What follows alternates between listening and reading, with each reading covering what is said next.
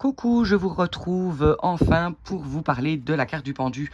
J'ai été pas mal occupée, donc cette vidéo a tardé à sortir. Donc je remercie toutes les personnes qui sont patientes et qui restent fidèles à ma chaîne. Voilà. Aujourd'hui, on va parler de la carte numéro 12, le pendu, qui est une des plus intrigantes du tarot de Marseille. Elle représente un personnage suspendu, la tête en bas. Cette position n'évoque pas la pendaison, mais plutôt un moment de pause, un moment d'attente. Je dirais même de gestation, mais aussi de lâcher prise.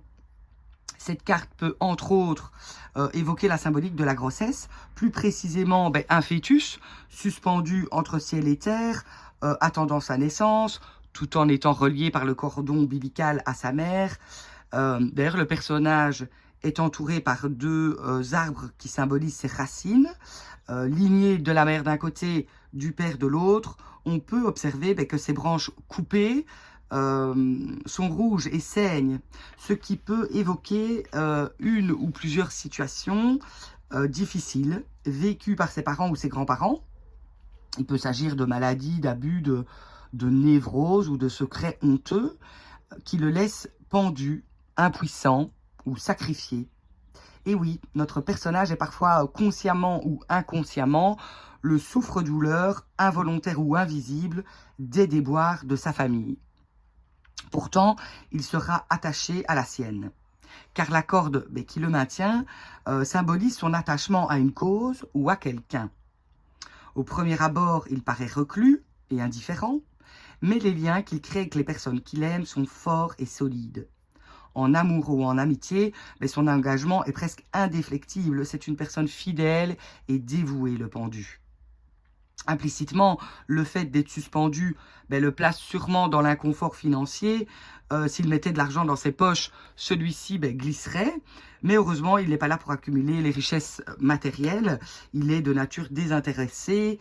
Il est avant tout profondément humain et dévoué. Malgré une certaine froideur, il est serviable et sa compagnie est agréable. C'est quelqu'un de généreux. Alors, outre sa passivité, il s'investit personnellement dans ses relations et dans ce qu'il entreprend. Il fait don de lui et de son temps. Il soutient probablement une ou des associations humanitaires. Sur le dessin, on peut observer qu'il y a une de ses oreilles ici qui est visible, donc il sait être à l'écoute. N'oublions pas qu'il est attaché, donc il peut avoir tendance quand même à s'abandonner, s'oublier dans une relation. Son attachement à quelqu'un peut le placer dans l'immobilité, le renoncement ou le sacrifice. Il pourrait souffrir de dépendance affective. Il choisira le rôle de soumis plutôt que de dominant. La corde qui le maintient peut aussi symboliser une addiction qui l'immobilise elle aussi et qui le rend un peu prisonnier.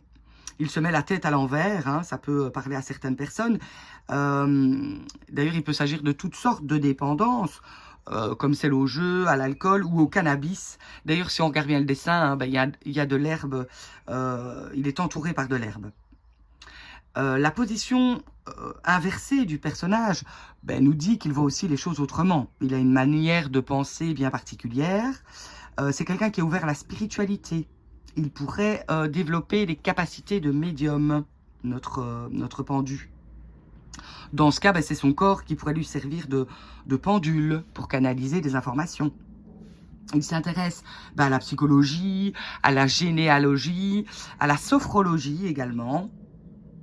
Alors les mains du personnage, symbole de sa capacité d'agir, sont cachées derrière son dos. Ce qui signifie que ses décisions, ses actes sont en suspens. On parlait de passivité tout à l'heure, c'est le cas. Ses mains, est-ce qu'elles sont attachées elles aussi?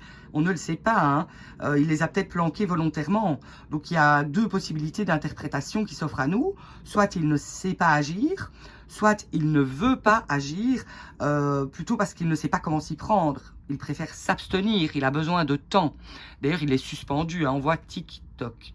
Ça me fait vraiment penser à la pendule de l'horloge. Sa posture allongée peut aussi nous suggérer qu'il traverse une période de repos, de convalescence. On pourrait l'imaginer dans son lit. Il permet à son corps, à son esprit de récupérer. Il prend le temps aussi d'aller mieux. Professionnellement, il est à l'arrêt pour l'instant.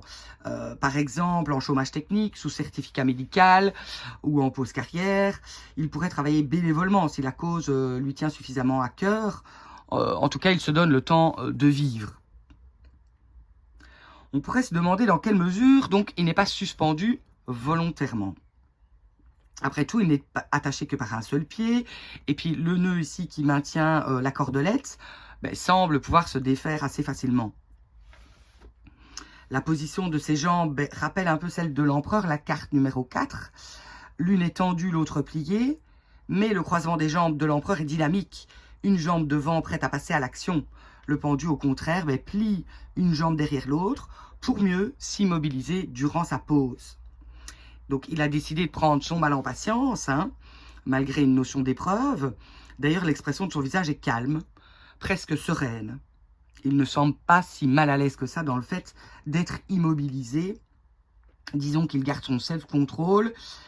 Et bien qu'il soit dans une position délicate, il tente de trouver une forme de paix intérieure. Donc on peut dire que notre personnage se suspend pour faire le vide, pour méditer. Sa posture d'ailleurs évoque l'idée de la contemplation ou du yoga. Au niveau spirituel, le pendu symbolise le sacrifice volontaire, la nécessité de renoncer à quelque chose pour atteindre un état supérieur de conscience. Ça parlera peut-être à certaines personnes. Alors, petite précision, je dis « il » parce qu'il s'agit du pendu, mais l'énergie de cette carte n'est pas plus féminine que masculine. Elle concerne toute personne qui serait dans ce contexte de pause ou d'attente. Alors, cette carte n'annonce pas forcément l'épreuve en particulier, mais elle nous donne plutôt un conseil pour mieux appréhender cette épreuve. Au lieu de se sentir coincé ou bloqué, on nous suggère de lâcher prise. C'est ce que le personnage fait. Il s'offre une opportunité de développement spirituel, de changement intérieur, de prise de conscience. Il entre en gestation pour mieux renaître. Donc au niveau développement personnel, cette carte nous invite à changer de perspective globale, à voir les choses sous un nouvel angle. Être à l'envers symbolise un renversement de perspective sur nos croyances, sur nos schémas habituels. Lorsqu'on se retrouve tête en bas, on peut dire aussi que l'intellectuel est mis de côté et que le rationnel perd un peu de son emprise. La perception qu'on a héritée de l'enfance, avec ses illusions, ses projections, tout ça est remis en question. Donc, cette carte nous dit aussi que nos épreuves nous permettent d'adopter un nouveau regard sur la vie et que ce changement de point de vue entraîne également une évolution de notre vision du monde. Donc, en conclusion, la carte du pendu, sous des abords négatifs, est finalement un puissant symbole de transformation, d'attente constructive. Cette carte nous suggère d'accepter avec patience notre sort, notre situation, même si cela semble difficile. Elle nous enseigne que chaque moment de pause peut être une occasion de réflexion, de croissance personnelle et finalement d'évolution. Le pendu invite à prendre du temps pour soi, à se retirer du tumulte de la vie quotidienne pour méditer sur ses aspirations, sur ses désirs. Donc il représente une période de stagnation nécessaire pour mieux comprendre nos chemins et nos véritables désirs.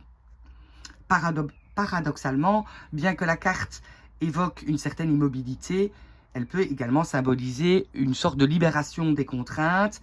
En lâchant prise, on trouve une sorte de liberté. Alors si cette carte sort à l'envers, dans un tirage, effectivement, ça va être tous les aspects inversés de la carte à l'endroit. On parlera effectivement bien d'un blocage, mais d'une stagnation plutôt prolongée. Le personnage aurait tendance à résister au changement, il se sentirait impuissant. Peut-être il y aurait une idée de victimisation, de paresse, du découragement. Et il pourrait être exploité, abusé. On va parler à ce moment-là de soumission, d'être mis au placard. Ça pourrait être l'assignation en justice, à résidence. Ça pourrait être une personne qui est emprisonnée, qui subit un long chômage, ou qui est dans l'addiction profonde, toxicomanie, etc. Et il y aura tendance à avoir une mauvaise santé à l'envers, un manque d'énergie, de la fatigue, peut-être de la somatisation. et la schizophrénie, l'aliénation, je dirais, puisque il est suspendu et finalement il n'arrive à rien à l'envers. C'est vraiment peut-être aussi une idée de stérilité. Il faudra voir les cartes qui seront autour aussi pour le confirmer. Voilà pour la carte du pendu. Si vous avez des questions, ben, n'hésitez pas à me faire un petit retour, que ce soit en commentaire. Je sais que la plupart ne sont pas abonnés sur YouTube, donc vous ne savez pas forcément liker. Mais n'hésitez pas à me rejoindre sur mes réseaux, mes autres réseaux, que ce soit Instagram, que ce soit Facebook, pour me faire un petit message. Si vous avez des retours à me faire ou des questions à me poser, je serai disponible pour vous. Voilà, ben, je vous souhaite plein d'encouragement pour votre apprentissage dans le tarot. Je vous remercie d'être fidèle. Voilà, je vous embrasse. À très bientôt.